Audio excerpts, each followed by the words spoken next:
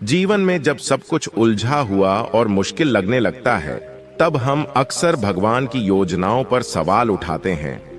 आखिर मेरे साथ ऐसा क्यों हो रहा है? यह सवाल शायद हम सब ने कभी न कभी अपने जीवन में पूछा होगा। पर क्या हमने कभी सोचा है कि भगवान ने हमारे लिए कुछ बेहतर ही सोचा होगा? इस कहानी का उद्देश्य उन अनदेखे धागों को खोलना है जिन्हें भगवान हमारे जीवन में बुनते हैं।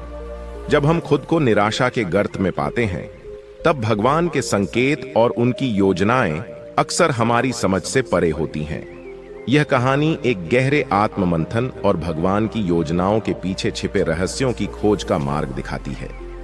नमस्कार दोस्तों, स्वागत है आपका अपने तो चलिए बढ़ते हैं आज की इस कहानी की ओर। बहुत समय पहले हिमालय की एक छोटी सी घाटी में एक गरीब और साधारण किसान रहता था, जिसका नाम रामू था। रामू के पास केवल एक छोटा सा खेत था, जो उसे और उसके परिवार का पेट भरने के लिए पर्याप्त नहीं था। हर साल की तरह इस साल भी रामू ने अपनी पूरी मेहनत से खेत में काम किया, लेकिन अनाज की पैदावार उतनी नहीं हुई जितनी उसने उम्मीद की थी। उसके खेत में लगातार सूखा पड़ रहा था और फसलें मुरझा रही थीं। रामू दिन रात भगवान से प्रार्थना करता था कि हे भगवान, आपने मेरे लिए क्या सोचा है? क्यों मैं हर समय संघर्ष करता रहता हूं? क्या मैं कभी सुख समृद्धि देख पाऊंगा? रामू एक ऐसा व्यक्ति था जिसने जीवन भर कठिन परिस्थितियों का सामना किया।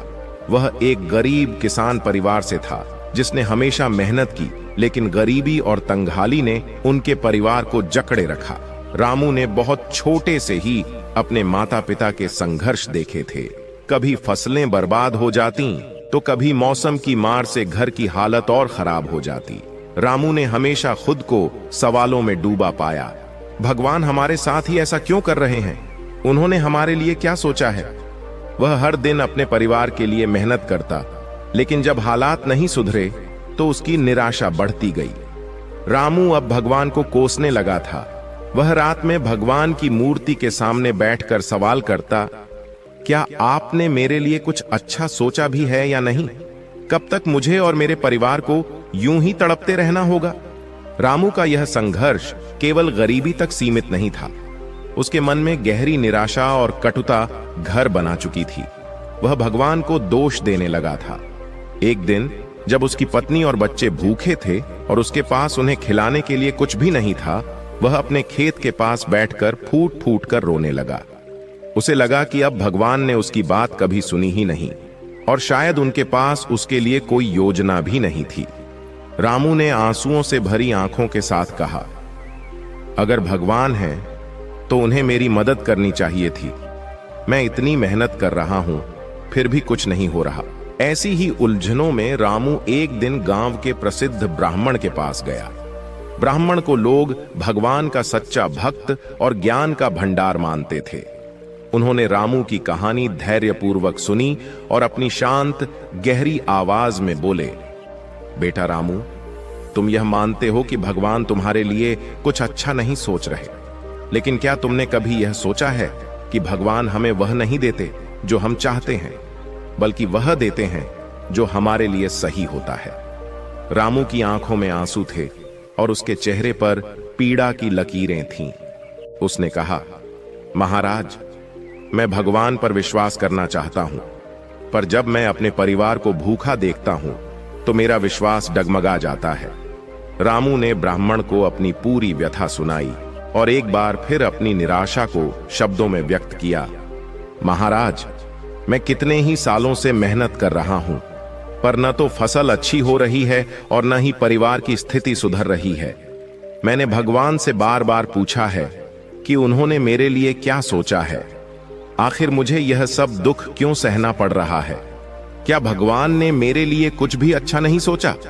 ब्राह्मण शांत भाव से रामू की ओर देखते हुए मुस्कुराए और बोले, रामू, जीवन की कठिनाइयों को हम अक्सर अपने नजरिए से देखते हैं और सोचते हैं कि यह सिर्फ हमारे साथ ही क्यों हो रहा है, पर भगवान की योजनाएं हमसे कहीं बड़ी और रहस्यमय होती हैं। आज मैं तुम्हें दो कहानियां सुनाता हूं जो इस बात को गहराई से समझने में मदद करेंगी कि भगवान हर किसी के लिए अच्छा ही सोचते हैं। ब्राह्मण ने गहरी सांस ली और फिर अपनी कथा शुरू की। बहुत समय पहले एक पहाड़ी गांव में एक गरीब लकड़हारा रहता था। वह रोज सुबह उठकर जंगल में जाता और लकड़ी काट कर लाता। वह मेहनती था, पर जीवन में कठिनाइयों का सामना कर रहा था। उसके पास इतना भी धन नहीं था कि वह अपने परिवार को ढंग से खिला सके। फिर भी वह ईमानदारी और मेहनत से काम करता था और भगवान पर विश्वास रखता था। एक दिन जब वह जंगल में लकड़ी काट रहा था, उसने एक विशालकाय सांप देखा। सांप किसी प्रकार के जाल में फंसा हुआ था और छटपटा रहा था। लकड़हारा डर गया, लेकिन उसने सोचा कि अगर उसने सांप की मदद की तो शायद वह उसे नुकसान न पहुंचाए। लकड़हारा सावधानी से सांप के पास गया और जाल को काटकर उसे मुक्त कर दिया। सांप ने अपनी विशाल आंखों से लड़के को देखा और बोला, तुमने मेरी जान बचाई है, मैं तुम्हें इसके बदले कुछ देना चाहता हूं। लकड़हारा सोच में पड़ गया कि सांप आखिर उसे क्या दे सकता है। सांप ने कहा, तुम मेरे साथ आओ। लकड़हारा झुकते हुए उसके पीछे चल पड़ा। कुछ दूरी पर चलने के बाद सांप उसे एक गुफा के पास ले गया। गुफा के अंदर बेशुमार खजाना था। सांप ने कहा, यह तुम्हारे लिए है क्योंकि तुमने मेरी मदद की। लकड़हारा खुश हो गया और उसने जितना हो सके उतना खजाना लिया। उसके मन में लोभ आ गया और उसने सोचा कि वह पूरा खजाना ले ले। लेकिन जैसे ही उसने और खजाना लेने की कोशिश की, गुफा का दरवाजा बंद हो गया और लकड़हारा वहां फंस गया। वह बहुत डर गया और समझ नहीं पाया कि क्या करे। सांप ने बाहर से कहा, तुमने अपनी मदद से ज्यादा लोभ किया। भगवान ने तुम्हें जितना दिया वह तुम्हारे लिए पर्याप्त था, पर लोभ तुम्हें विनाश की ओर ले जाता है। लकड़हारे ने अपनी गलती समझी और भगवान से क्षमा मांगी। कुछ समय बाद दरवाजा खुल गया, लेकिन तब तक लकड़हारे ने यह सीख लिया था कि भगवान जो देते हैं वही हमारे लिए सही होता है। हमें ज्यादा की लालसा नहीं करनी चाहिए। ब्राह्मण ने कहानी समाप्त की और रामू की आंखों में झांकते हुए कहा, रामू, यह कहानी भी तुम्हारे जीवन के लिए एक संदेश है। भगवान तुम्हें जो देते हैं उसमें संतोष करो। हो सकता है तुम्हारे पास कम हो, पर भगवान ने तुम्हारे लिए कुछ अच्छा जरूर सोचा होगा। हमें बस उनके समय और योजनाओं का इंतजार करना चाहिए। रामू ने गहरी सांस ली और महसूस किया कि उसकी सारी चिंताएं धीरे धीरे कम हो रही थीं। उसने ब्राह्मण की बातों को दिल से लगा लिया। उसे अब यह समझ में आ गया कि भगवान हर किसी के लिए अच्छा ही सोचते हैं, भले ही वह हमें समझ में ना आए।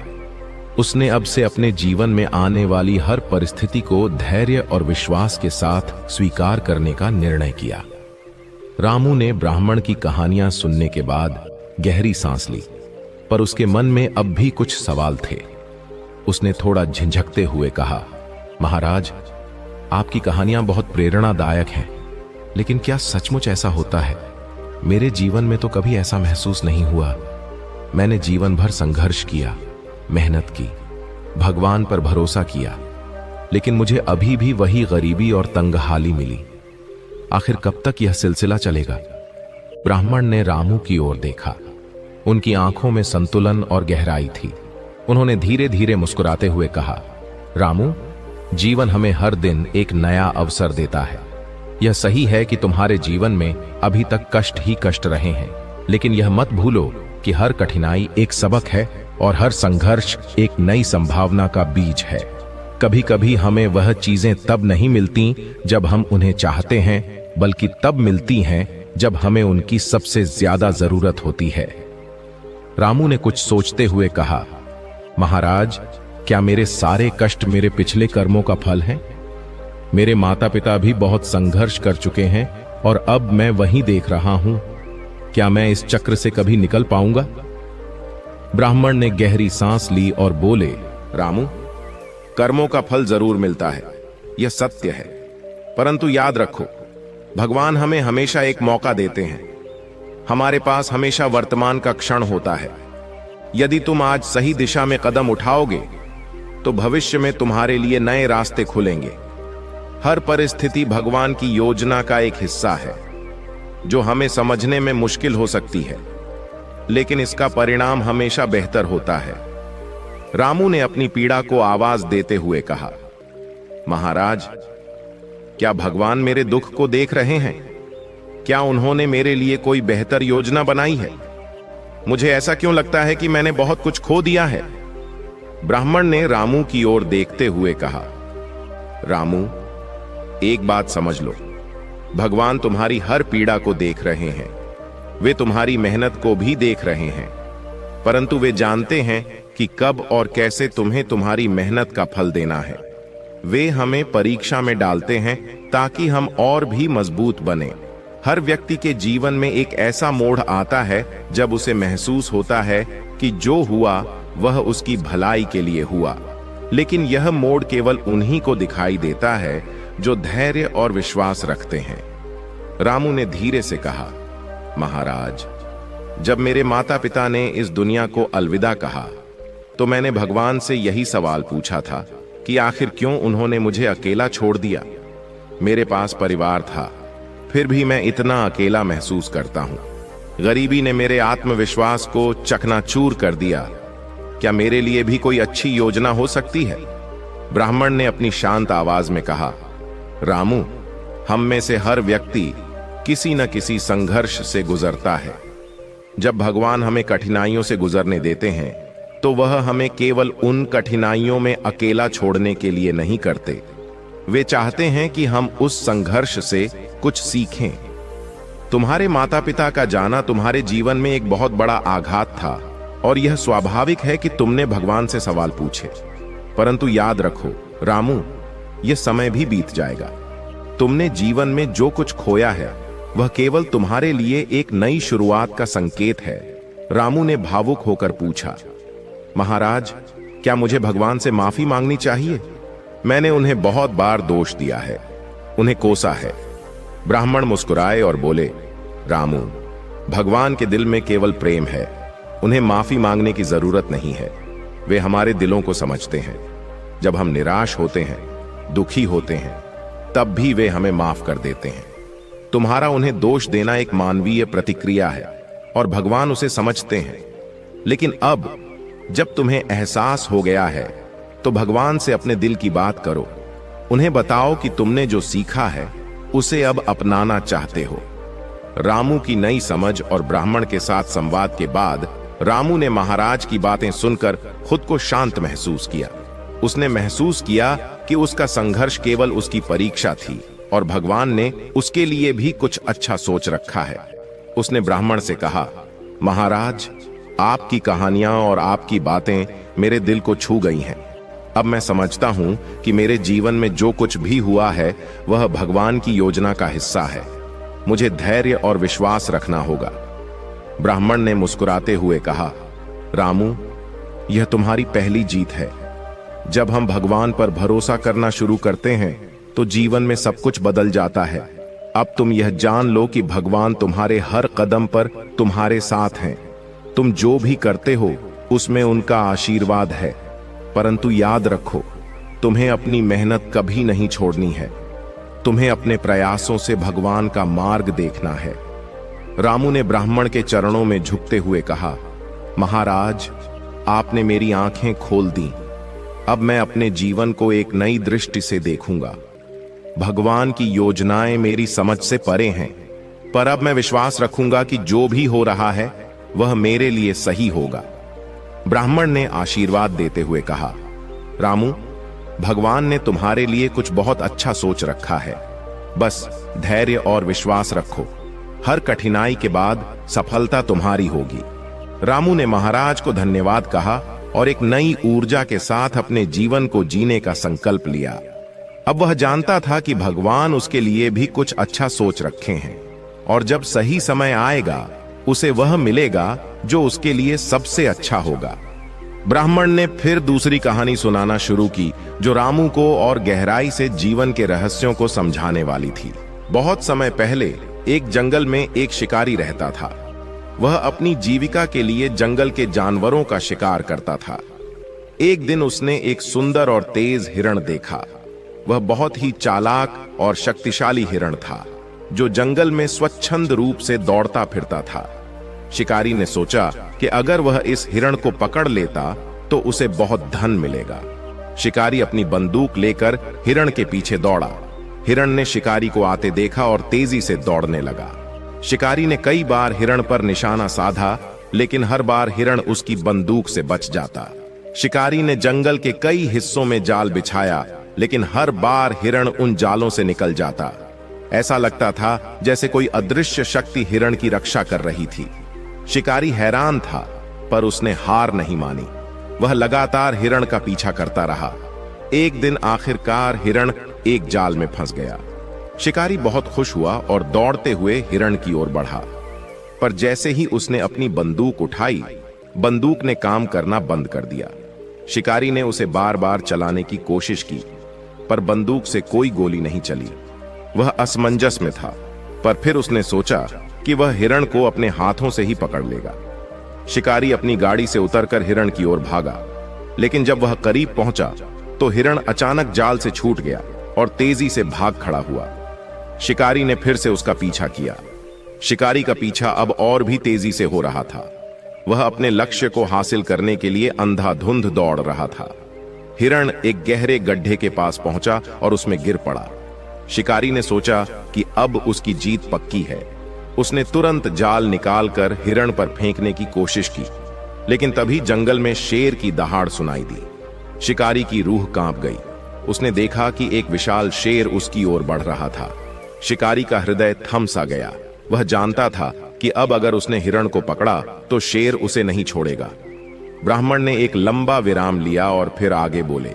शिकारी ने जान बचाने के लिए हिरण को वहीं छोड़ दिया और भाग खड़ा हुआ।